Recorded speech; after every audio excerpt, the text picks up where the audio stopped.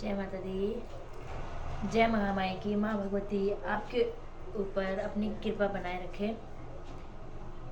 गुरु की कृपा आपके ऊपर हमेशा बनी रहे। आज का विषय लेके आई हूँ नया, कि जब भी हम गुरु धारण कर लेते हैं तो गुरु धारण के बाद हम लोगों को क्या क्या चीज़ें प्राप्त होती है। गुरु धारण सभी लोग करते हैं। कोई गद्दी से गुरु धारण करता है, मतलब गद्दी चलाने के लिए गुरु धारण करता है। कोई नॉर्मल लाइफ में जैसे कि मुक्ति पाने के लिए गुरु धारण करता है। तो गुरु धारण से हम लोगों को क्या क्या प्राप्त होता है, आज का विषय मेरा ये है। देखिए, गुरु से हमें बहुत कुछ प्राप्त होता है। गुरु अथाह ज्ञान के सागर। गुरु से हमें बहुत सी ज्ञान की प्राप्ति होती है। हाँ, इसमें भी एक विषय यह है कि गुरु ज्ञान का सागर होना चाहिए। गुरु के अंदर ज्ञान होना चाहिए अपने बच्चों को सिखाने के लिए।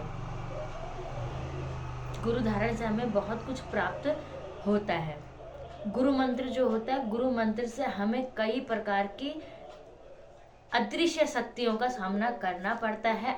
कई प्रकार की अदृश्य शक्तियां हमें मिलती हैं जिनको हम देख नहीं सकते, मगर हमारे जीवन में गुरु मंत्र का निरंतर जाप करने से आने वाली और होने वाले चमत्कारों से हम इनको महसूस कर सकते हैं। अदृश्य शक्तियां होती है, ब्रह्मांड की जो शक्तियां होती है वह गुरु द्वारा हमको प्राप्त होती है गुरु धारण के बाद। गुरु धारण एक बहुत ही बड़ा, मतलब आजकल बहुत, हम यूँ कह सकते हैं कि जगह जगह में गुरु धारण हो रहे हैं। मगर देखिए, गुरु सोच समझ के बनाइए, गुरु परख के बनाइए। गुरु के लायक है या नहीं है, या आपके लायक वह गुरु है या नहीं है, आपके जीवन में मार्गदर्शन गुरु कर सकता है या नहीं, इस प्रकार से हमें गुरु बनाना है। गुरु सोच समझ के हमें बनाना है। गुरु के द्वारा दिए गए मंत्र से जीवन में आने वाले सभी संकटों का नाश होता है। कोई भी असंभव कार्य जो हमें लगता है कि बस कई बार हमारी लाइफ में ऐसी सिचुएशन आ जाती है कि हमें लगता है कि बस अब मतलब लास्ट है, अब तो भगवान ही बचा सकता है। मतलब हम लास्ट में कहाँ, अब तो भगवान ही बचा सकता है। मगर हमने इनकेस वहां पे गुरु धारण किया हुआ है अगर, तो गुरु की जो अदृश्य शक्ति, अगर आप गुरु मंत्र का जाप करें कि वह अदृश्य शक्तियां हमें उस मुसीबत से, उस संकट से बचा सकती है। सरल और सीधी भाषा में कहा जाए तो गुरु वह मार्ग है जो हमें परमात्मा तक पहुंचाता है। इस दुनिया में, इस संसार में एकमात्र गुरु ही हमें परमात्मा तक हमें पहुंचा सकता है, परमात्मा का मिलन हमसे करा सकता है। गुरु ही एकमात्र ऐसा हमारे जीवन में नाव है। आजकल की लाइफ में कहा जाए गाड़ी है परमात्मा तक पहुंचाने की। तो देखिए, गुरु धारण के बाद हमें गुरु से बहुत कुछ प्राप्त होता है, बहुत कुछ। अथाह सागर का भंडार है गुरु, अथाह ज्ञान का सागर। जितना ज्ञान गुरु को होता है वह अपने बच्चों को देता है। किसी भी परिस्थिति में बच्चों को लड़ना सिखाता है। अथाह ज्ञान हमारे गुरु के अंदर जितना भी ज्ञान होगा वह हमें उस ज्ञान को देंगे। गुरु धारण के बाद हमें बहुत सी सिद्धियों की प्राप्ति होती है। सिद्धियां हम जिसकी भी करना चाहे अपने गुरु से उसका मंत्र ले सकते हैं और उसको साध सकते हैं, सिद्ध कर सकते हैं। इस कंडीशन में हमें कई प्रकार के अनुभव हो सकते हैं, यहाँ तक कि साक्षात परमात्मा के दर्शन हो सकते हैं, साक्षात हम भगवान से मिल सकते हैं। गुरु अगर लायक है, गुरु के मंत्र अगर लायक है, गुरु इस लायक होना चाहिए कि वो परमात्मा से आपको मिला सके। और गुरु लायक तो है ही है, मगर शिष्य का भी लायक होना बहुत ज्यादा जरूरी होता है। ये नहीं है कि गुरु ने आपको मंत्र दिया, आप घर गए और रजाई ओढ़ के सो गए, या आप अपने दैनिक जीवन में लग गए।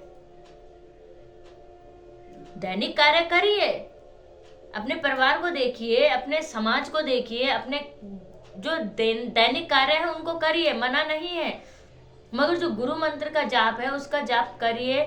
जो गुरु ने मंत्र दिया है, साधना दी है, सिद्धि दी है, किस प्रकार से करनी, किस प्रकार से नहीं करनी, उसको उस प्रकार से करिए, तभी आपको परमात्मा के दर्शन होंगे।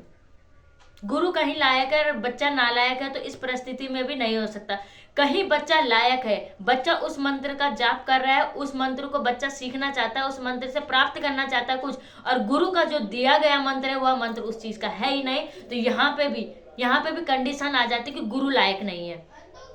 हमें हमेशा ये चीज देखनी है कि गुरु हमारे लायक है या नहीं है। गुरु से सवाल कीजिए, गुरु से कहिए कि मुझे उस भगवान से बात करनी, मुझे उस भगवान से बात करनी, मुझे उस भगवान से बात करने की बताइए, या मुझे उस भगवान को सिद्ध करना है, उस मंत्र को सिद्ध करना है, उस भगवान की प्राप्ति मुझे करनी है।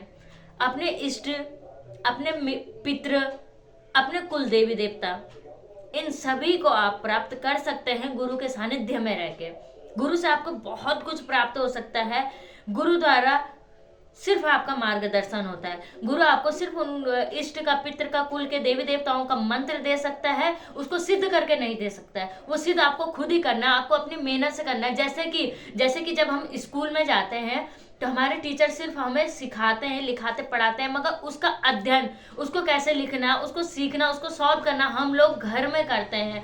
जितना बच्चा पढ़ाई करता है उतना ही बच्चा अपनी डिग्री को लेके, इसमें भी सेम वही है। गुरु मार्गदर्शन कराता है, गुरु आपको मंत्र देता है, गुरु आपको मंत्र साधना देता है।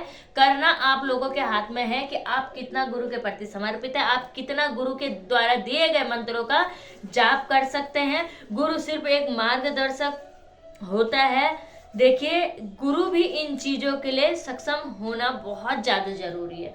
यहाँ पे बच्चे ही सक्षम होना जरूरी नहीं, गुरु का भी सक्षम होना बहुत ज्यादा जरूरी है।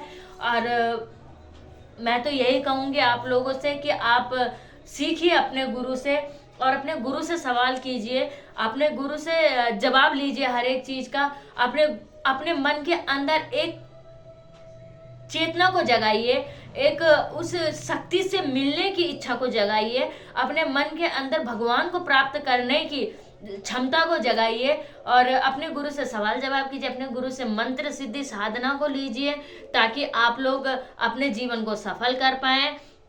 देखिए, संसार का भौतिक सुख एक तरफ है और मंत्र सिद्धि साधना और भगवान का सुख एक तरफ है। ये जो भौतिक सुख है सिर्फ हमारे इसी जीवन के लिए है, और जो ये मंत्र साधना सिद्धि और भगवान का सुख है तो हमारे मरण के बाद भी काम आएगा, और इस जन्म में भी काम आएगा, अगले 7 जन्मों में काम आएगा।